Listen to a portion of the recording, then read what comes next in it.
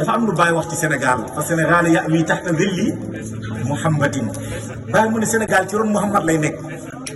est-ce que xam ngeen ñi falu ci Sénégal yëpp Muhammad lañ tudd xam ngeen ko kenn rek moo ci du Muhammad mooy Isa mooy Senghor ci diine christianisme la nekkoon te pourtant noonu la ko alxuraan toftale wa mubashiran bi rasulin kon ko doon wax Isa maa ngi leen di bégloo am na yonent ba ñëw si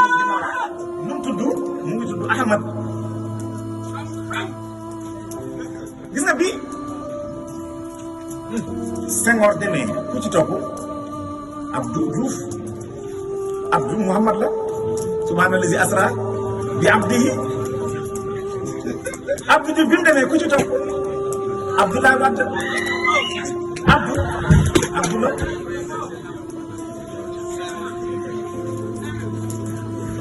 Abdoulaye Wade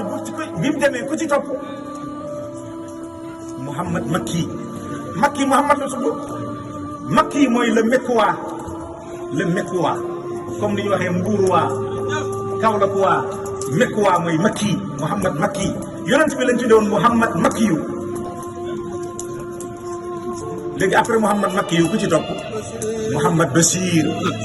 ñu ne yow nag yaay bégloo nit ñi Bachir mooy bégloo nit ñi Bachir mooy kii bégloo nit ñi mooy kii bégloo am nañ ci yaakaar dëgg-dëgg waaye loolu yëpp man yaakaar bi dégguma ci lu dul waxu Baye parce que Baye moo waxoon Sénégal ci ron Mouhamad lay nekk parce que Sénégal ya waa taxta zilli Muhammadin waxu Baye laa leen di wax